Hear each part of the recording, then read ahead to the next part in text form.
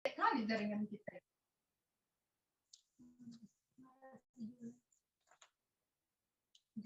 Assalamualaikum warahmatullahi wabarakatuh. Saya Sri Puja Wahyuni selaku moderator bersama dengan anggota kelompok saya yaitu Nurma, Sartika, Juan Ariko Rizky, dan Fajar Sidik. Di sini kami akan membahas tentang ekonometrika. Langsung saja kita mulai presentasinya. Di sini saya akan menjelaskan apa sih ekonometrika itu seperti yang teman-teman lihat di sini.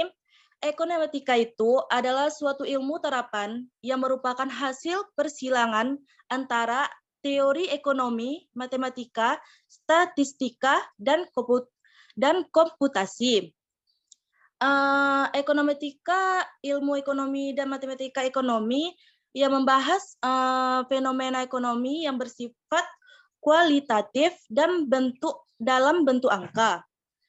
Analisis di dalam ekonometrika menggabungkan antara teori ekonomi, matematika, dan statistika ke dalam suatu sistem analisis yang lengkap. Di sini pasti teman-teman bertanya mengapa sih ekonometrika itu melibatkan ilmu ekonomi, statistik, dan matematika? Karena menggunakan ilmu matematika untuk memastikan adanya bentuk yang dapat diamati secara langsung pada hubungan ekonomi. Sedangkan ekonomi statistika digunakan untuk memberikan kesimpulan umum atas suatu hubungan ekonomi. Ekonometrika juga membantu untuk menggambarkan secara matematis hubungan antara variabel ekonomi utama seperti tenaga kerja, modal, suku bunga, dan kebijakan pemerintah, kemudian menguji pengaruh perubahan dalam skenario ekonomi. Selanjutnya, kita akan membahas tentang metodologi ekonometrika. Apa itu metodologi ekonometrika? Seperti yang sudah dijelaskan di atas tadi, ekonometrika suatu cabang ilmu ekonomi yang menggambarkan teori ekonomi dengan matematika dan statistika dengan tujuan menyelidiki ekonomi empiris berdasarkan hubungan variabel ekonomi yang dibangun dari teori ekonometrika. Dan apa saja sih yang dipelajari dalam ilmu ekonometrika? Di dalam ilmu ekonometrika itu, kita akan mempelajari kajian ekonometrika secara umum. Yang pertama itu kajian mengenai hubungan antara variabel-variabel ekonomi. Dan yang kedua itu penggunaan data empiris untuk menguji teori ekonomi. Yang ketiga, pengujian hipotesis melalui perilaku ekonomi. Dan yang keempat itu ada perkiraan perilaku ekonomi dari variabel ekonomi. Di sini juga ada pengertian ekonometrika menurut para ahli.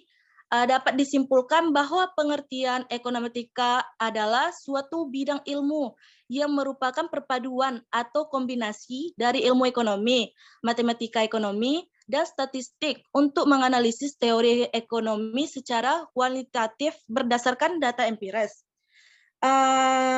Sekian yang dapat saya jelaskan.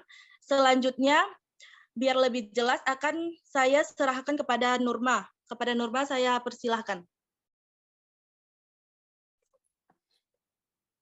Oke, terima kasih. Di sini saya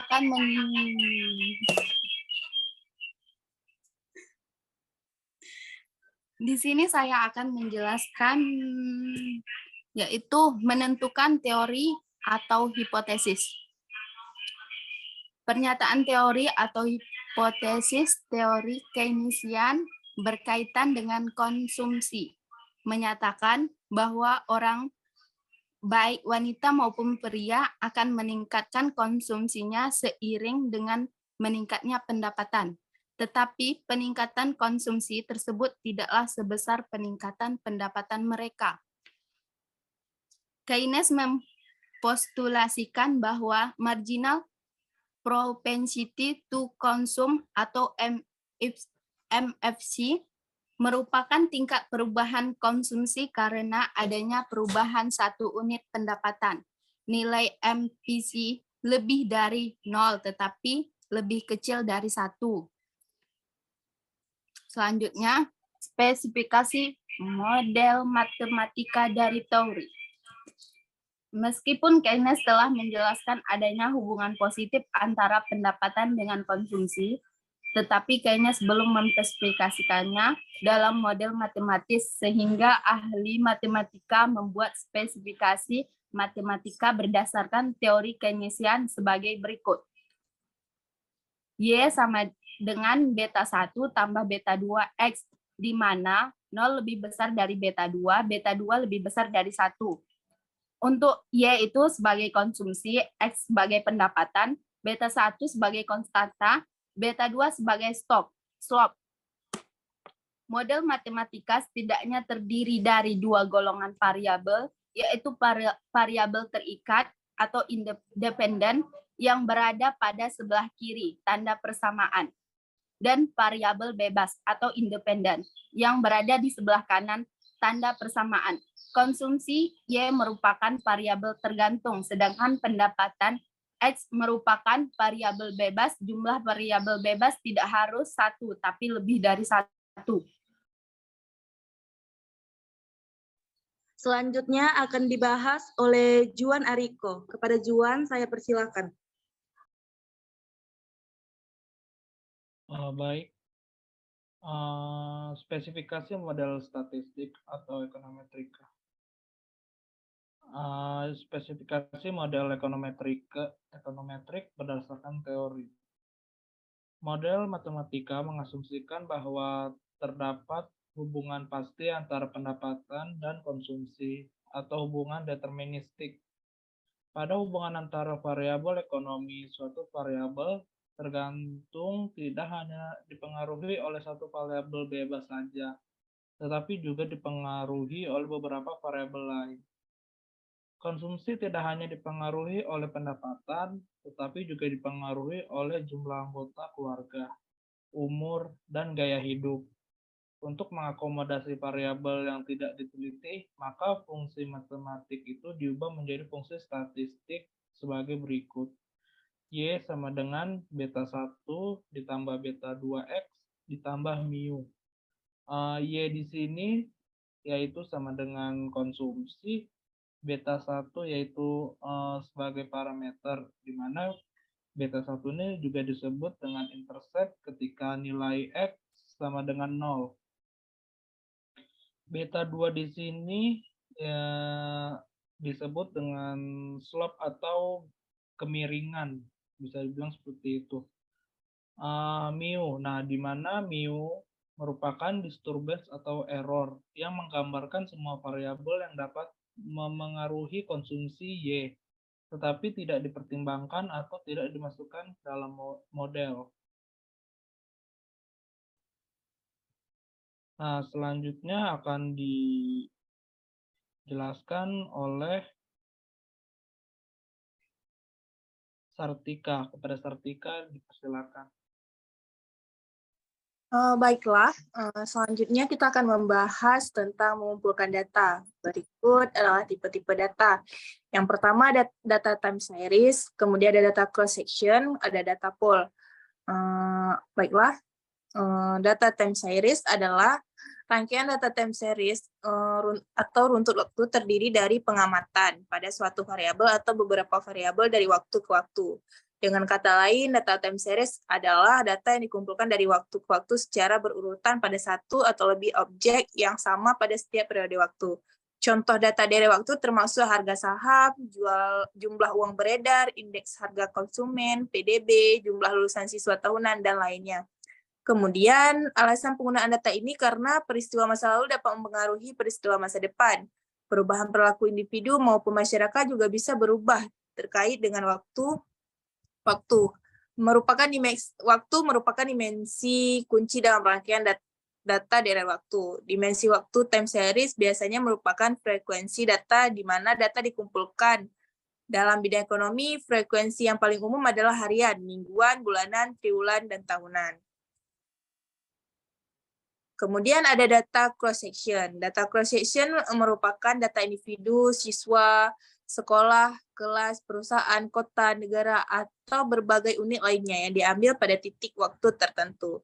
Data ini dikumpulkan dalam satu waktu tertentu dan biasanya melibatkan banyak objek data atau responden. Dalam analisis cross-sectional murni, kita bisa mengabaikan perbedaan waktu kecil dalam mengumpulkan data. Jika satu set keluarga disurvei selama seminggu yang berbeda di tahun yang sama, kita masih bisa mengkategorikan sebagai data cross-sectional. Fitur penting data cross-sectional adalah bahwa kita dapat berasumsi bahwa data diperoleh secara acak dari populasinya. Data cross-sectional banyak digunakan dalam ekonomi dan ilmu sosial lainnya. Dalam bidang ekonomi, analisis data cross-sectional sangat sesuai dengan bidang ekonomi mikro, terapan ekonomi tenaga kerja, keuangan publik, organisasi industri, ekonomi perkotaan, demografi, dan masih banyak lagi. Dalam pendidikan, data ini sangat sesuai untuk penelitian karakteristik siswa, kualitas guru, fasilitas pembelajaran, dan sebagainya. Baiklah, ini ada data pool cross-section. Data pool cross-section merupakan suatu set data yang memiliki fitur cross-sectional dan time series sekaligus. Misalnya ada 2 survei rumah tangga cross-sectional diambil di Jawa Timur pada tahun 1985, ada satu pada tahun 1990-an. Pada tahun 1985, sampel acak rumah tangga disurvei untuk variabel pendapatan, tabungan, dan ukuran keluarga. Pada tahun 1990, sampel rumah tangga acak baru diambil dengan menggunakan pertanyaan survei yang sama. Untuk menambah ukuran sampel, kita dapat membentuk gabungan pada 2 tahun pengambilan data tersebut. Penggabungan lintas tahun yang berbeda seringkali merupakan cara yang efektif untuk menganalisis dampak sebuah perubahan kebijakan. Idenya adalah untuk mengumpulkan data dari tahun-tahun sebelum dan sesudah perubahan kebijakan. Sebagai contoh, pada data berikut tentang data lulusan sekolah menengah atas yang diambil pada tahun 2012 dan 2015. Sebelum dan sesudah diberlakukan kurikulum 2013, selain meningkatkan ukuran sampel, titik analisis cross-sectional yang dikumpulkan juga memungkinkan untuk digunakan melihat bagaimana variabel berubah dari waktu ke waktu. Kemudian kita akan bahas tentang estimasi parameter dari model ekonometrika. Untuk mengestimasi parameter model ekonometrika dapat digunakan metode least squares atau LS. Kriteria estimasi LS yaitu jumlah kuadrat dari deviasi antara titik observasi dan garis regresi adalah minimum line of best fits. Misalkan pada persamaan ia akan diperoleh nilai estimasi parameter dan dari model tersebut adalah rumusan berikut. Kemudian, pengujian parameter model ekonometrika setelah didapatkan nilai tafsiran dari masing-masing parameter, selanjutnya dilakukan pengujian parameter untuk mengetahui apakah model layak untuk digunakan. Pengujian dapat dilakukan dengan bantuan tabel Innova. Untuk selanjutnya, saya kerahkan kepada Fajar Siddiq.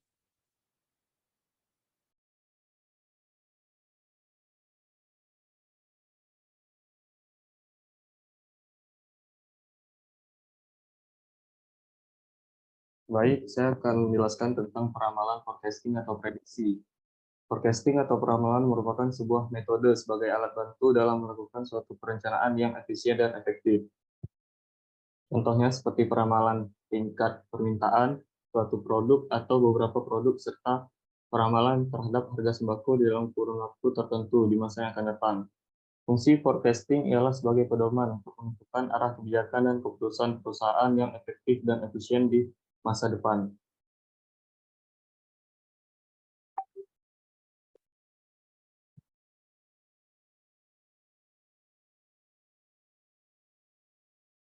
Penggunaan model untuk pengambilan kebijakan dalam ekonometrika.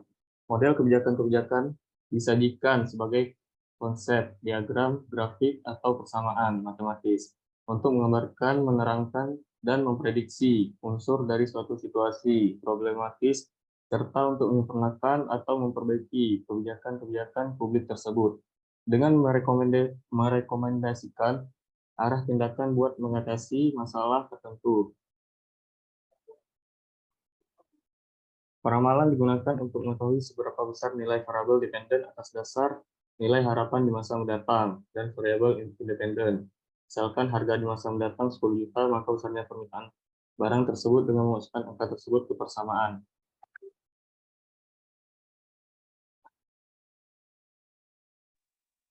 Sekian yang dapat kami sampaikan. Lebih dan kurang kami mohon maaf. Saya tutup presentasi kali ini. Assalamualaikum warahmatullahi wabarakatuh. Waalaikumsalam warahmatullahi wabarakatuh.